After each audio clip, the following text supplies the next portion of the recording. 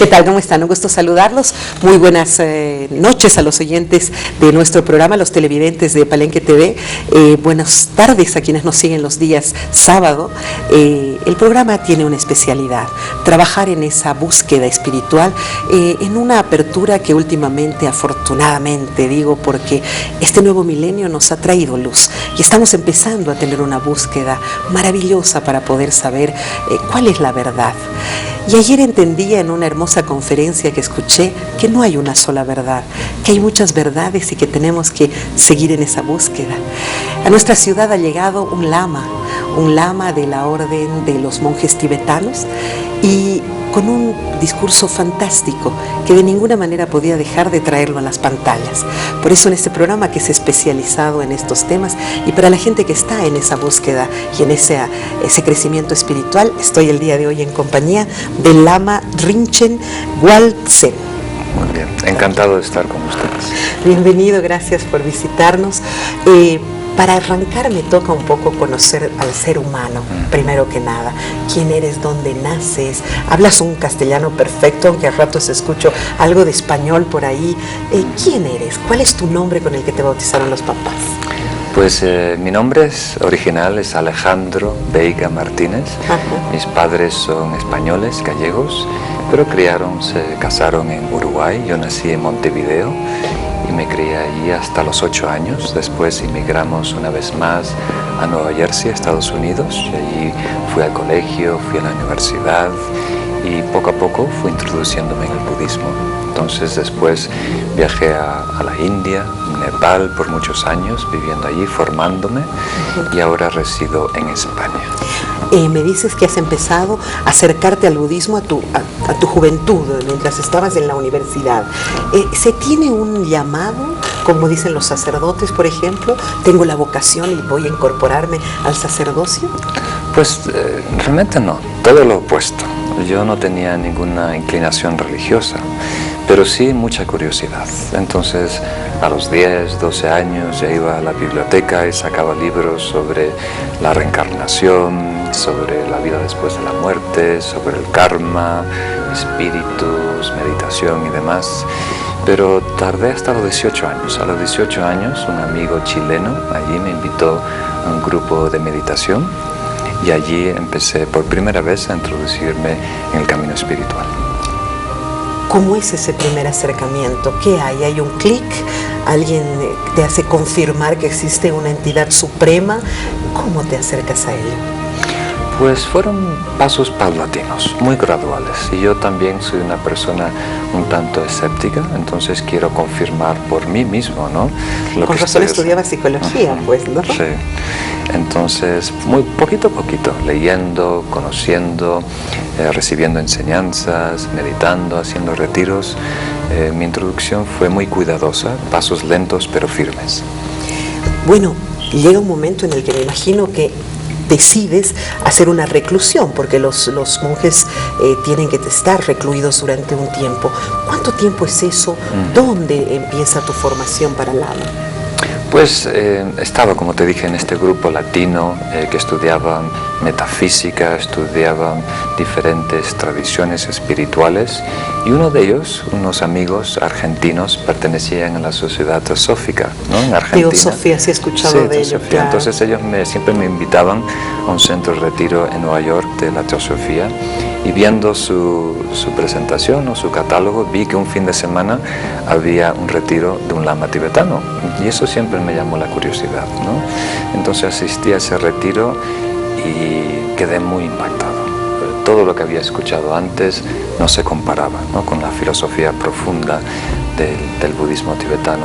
Y ahí, poquito a poquito, me fui introduciendo, con la paciencia también de mi mentor, de mi lama tibetano, estudiando varios años allí, en Nueva York. ¿Empiezas en Nueva York tu formación como lama? Sí, empezamos haciendo retiros y después me introduje en un programa de 3 años de formación allí en Nueva York. Y después de esos 3 años decidí ir a la fuente, ¿no?, porque ya no había más que aprender allí. Entonces decidí viajar a la India y Nepal y estudiar en los monasterios tibetanos. ¿Cuánto tiempo estás en este camino? ¿Cuántos años que ya estás siendo Pues padre? ahora tengo 44 y empecé a los 18, entonces algunos años. Son bastantes años.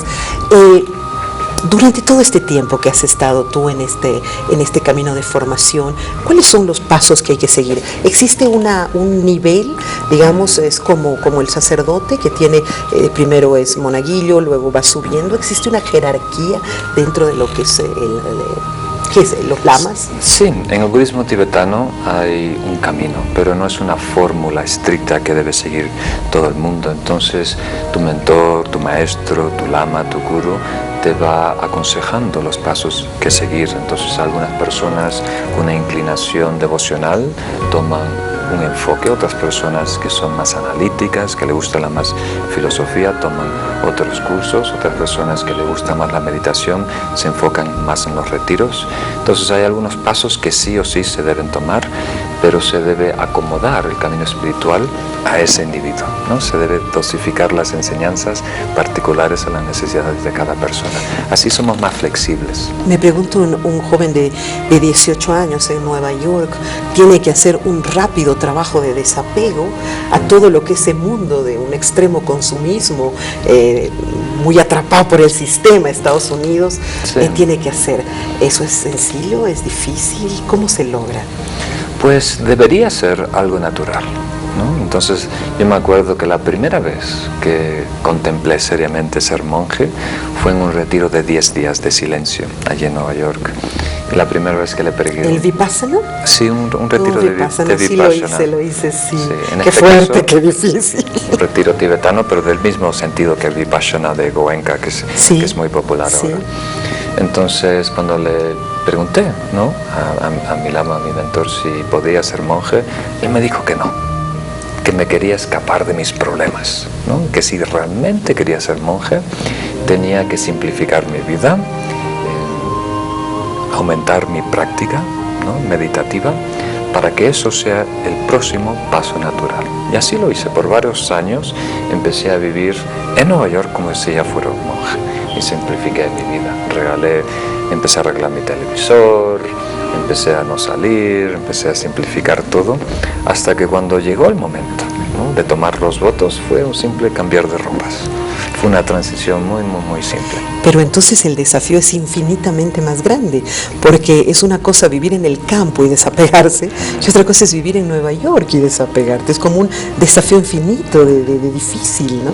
A lo mejor más fácil, porque ahí desde cerca lo que puede ofrecer el mundo material, ¿no? Entonces, cuando ya tienes todo a tu disposición y aún quedas insatisfecho, ¿no?, aún no te llena, entonces tienes toda la confianza que no hay algo más. A lo mejor si es en el campo, aún hay alguna parte de tu cerebro que está pensando, bueno, si me mudo a, yo qué sé, a Brasil, o si voy a Buenos Aires, o si voy a Nueva York, a lo mejor voy a encontrar la felicidad, ¿no? Correcto. Pero si ya estás en el sitio en donde supuestamente, ¿no?, hay más abundancia y hay más recursos y demás, y aún notas que no has llenado tu ser, ¿no?, ese vacío existencial, entonces generamos lo que se llama una renuncia muy pura.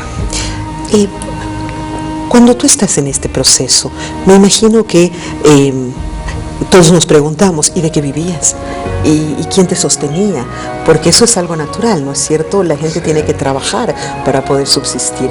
¿Un lama podía trabajar? ¿O un joven que estaba camino a ser un monje budista podía trabajar? Pues en Estados Unidos todos tienen que trabajar. Yo empecé a trabajar a los 16 años, ¿no?, tiempo parcial mientras iba al colegio. Cuando iba a la universidad también trabajaba los fines de semana. Entonces trabajé hasta que me hice monje, a los 31. Y después me entregué al azar. ¿Y en qué consistía tu vida? ¿Trabajabas? Pero ¿cuál era esa vida de sacerdocio casi cuál era tu alimentación, tu tiempo de meditación? ¿Qué involucraba esa vida?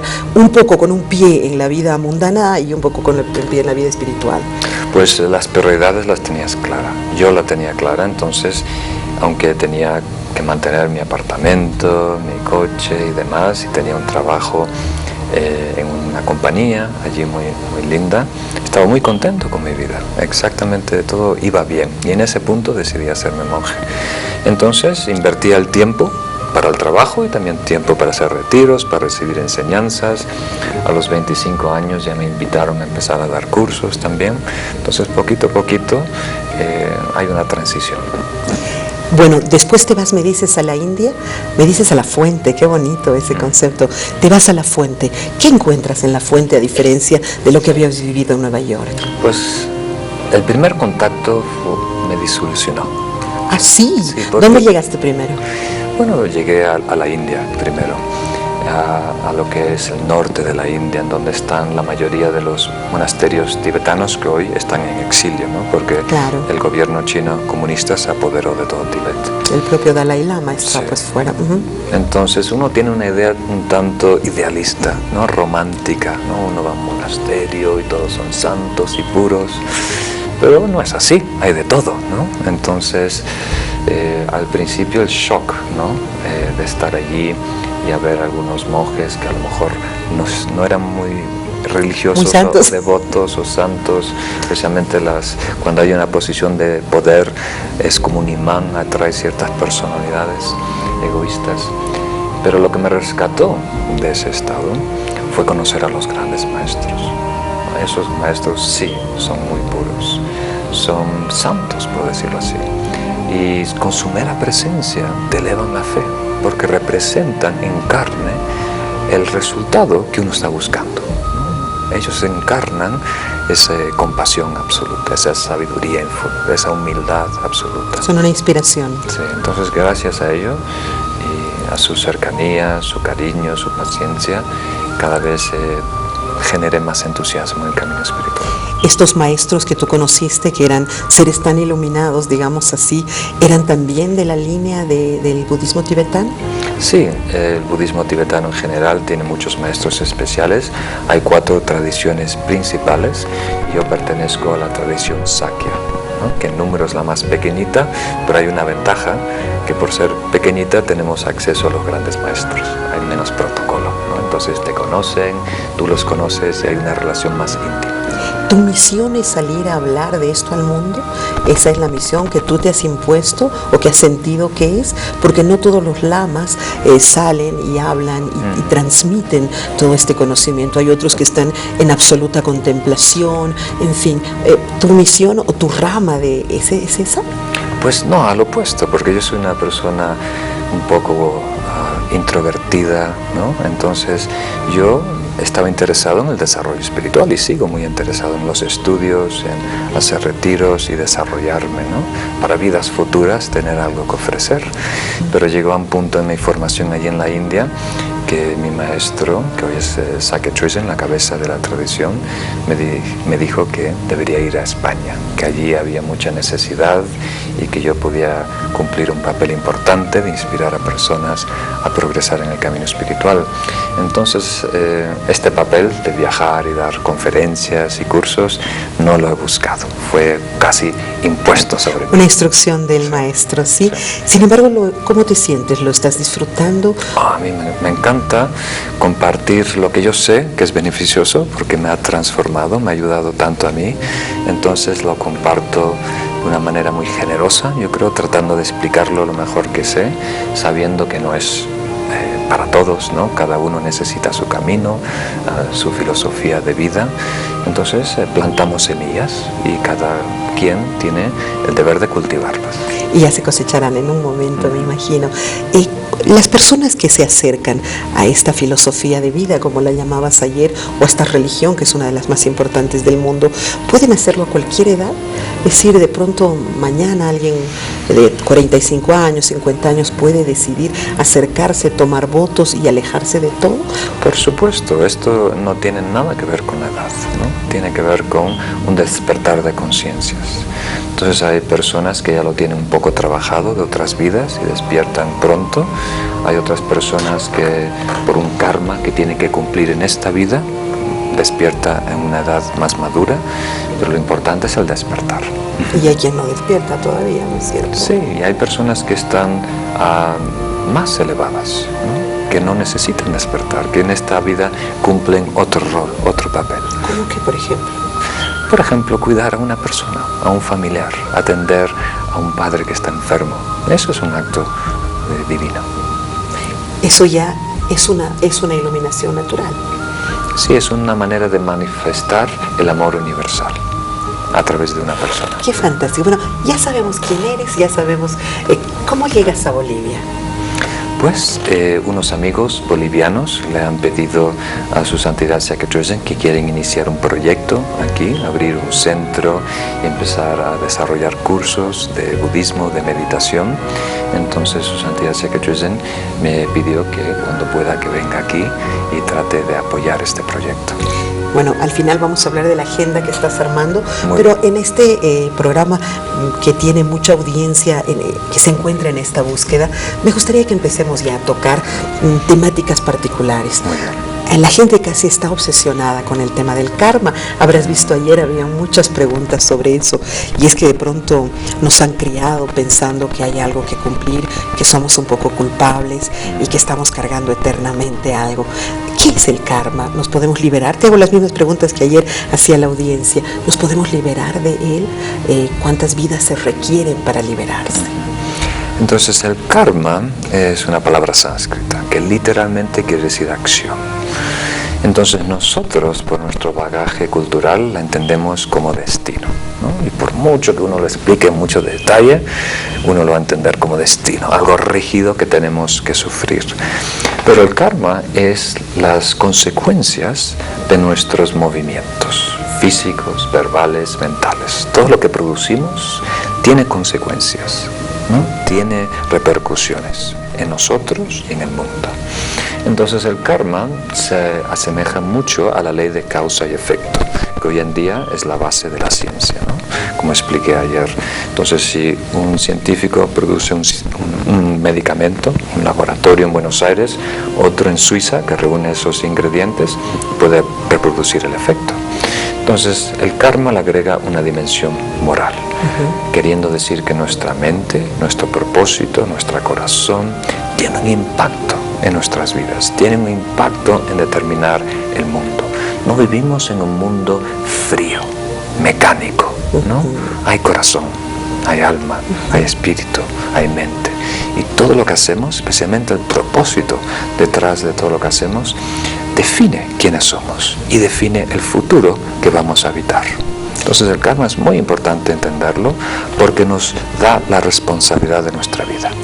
Ayer hacías una semejanza al trompo, que es un juego muy tradicional, sobre todo de las antiguas generaciones. No sé tanto si de esta nueva generación el trompo, no sé si estos muchachos han jugado trompo alguna vez. Sí, bueno, entonces hacías una explicación fantástica. ¿Puedes repetirla, por favor? A mí me ayuda, no sé si es útil para todos. Entonces la idea de cuando lanzas un trompo por primera vez, está girando a una alta velocidad en perfecto equilibrio, ¿no? Y eso es como deberíamos ser, ¿no? En perfecta sintonía, perfecta vibración.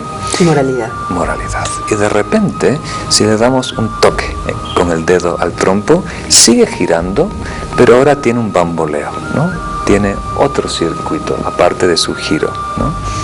Entonces, cuando nosotros de repente interrumpimos la ley natural del universo, actuamos en contra de la verdad, es como si alguien diera un toque, ¿no? En nuestra vibración interna. Y desacomoda el tronco. Desacomoda. Entonces podemos caminar por la calle rectos, pero si alguien pudiera ver, ¿no? Si el karma tuviera forma, estaríamos inclinados, caminando por la calle inclinados de esta manera. Y de esa manera, atrayendo del universo, como un imán invisible, la fuerza opuesta para restablecer ese equilibrio, ¿no? Entonces, sin saberlo, estamos todos nosotros invitando, invocando, atrayendo una fuerza para compensar nuestro desequilibrio kármico. Uy, qué interesante y qué bueno el ejemplo, porque nos ayuda a entender que esto no es ni casual, ni es un castigo, como se nos ha hecho entender en algún momento. Para ciertas conciencias, para cierto nivel de conciencia un tanto más ortodoxa. lo que llamo conciencia grupal, ¿no? Necesitan una presentación un tanto drástica de la realidad. Para ellos no puede haber matices grises, o es blanco o negro, o es malo o diabólico. Pero para la mayoría de las personas ya esa presentación es demasiado rígida. Nosotros tenemos que tener una presentación un poco más sofisticada, en donde nosotros tenemos la responsabilidad de resolver el problema, de discernir lo que es bueno y malo y contextualizarlo en ese momento.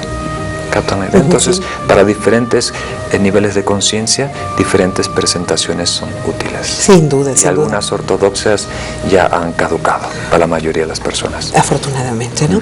Sin embargo, hay aquí una justificación. De pronto, la gente piensa que robar un poquito no es lo mismo que robar mucho. Dame la explicación sobre eso. Pues sí, hay cierta ley legal, ¿no? Hay una ley social de lo que es bueno o malo, pero el karma no se rige de esas leyes. Entonces, no importa si robamos un poquito o mucho, sino la conciencia que hay detrás de ese acto, la intención que hay detrás de ese acto, si está inspirado por una aflicción, ¿no? O sea, una emoción negativa, o si es algo, una motivación egoísta de ganar a desventaja de los demás. Entonces las consecuencias pueden ser bastante graves, aunque aparentemente a nivel social es algo que tú trabajas para una oficina y te lleves unos papeles, unos bolígrafos, unos lápices a casa, insignificante, nadie le va a faltar, esta corporación es muy grande, ¿no? Pero si nosotros rompemos nuestros propios valores, nuestros propios ideales, ¿no? Entonces sí, vamos a tener que experimentar un evento de aprendizaje, algo que nos sacuda y que nos lleva a comprender que eso no está bien. Y algunas personas atienden en el primer aviso, ¿no? Pero muchos de nosotros tenemos que recibir, ¿no?, la noticia muchas veces. Y cuando no escuchamos el karma, cada vez sube el volumen, ¿no? Sí. Cada vez la situación es un tanto más grave, ¿no? Los karmas son indistintos. De pronto robar puede atraer una enfermedad, o robar trae robar, que te roben. Afectar a alguien físicamente te trae una afección física también. ¿Es equilibrado? ¿Es así? Algunas veces, pero no tanto, porque no es algo mecánico, no es una ley, como se dice, matemática, ¿no? Lo que es una ley natural como la gravedad. Entonces está atrayendo la fuerza opuesta para que nosotros aprendemos, ¿no? Entonces cada persona aprende de una manera diferente. Entonces el ajedrez cósmico que se mueve atrás de ese karma es muy creativo, ¿no? Y nos da justo la medicina que necesitamos. Entonces nuestro presente, nuestra vida es la mejor que podemos tener, ¿no? Es nuestra versión, la medicina exacta, dosificada a nuestras necesidades, mejor imposible. Y tenemos que aprovechar cada instante de nuestra vida, cada persona que encontramos en el camino, porque cada una de ellas esconde una verdad, una enseñanza, y no se va a ir hasta que descubrimos esa enseñanza. ¿Estamos en este planeta para aprender todo esto? Por supuesto, esto es una escuela. Permítanme hacer una muy breve pausa. Hemos cumplido la primera media hora de programa, pero en la próxima media tenemos todavía muchísimas preguntas que hacer.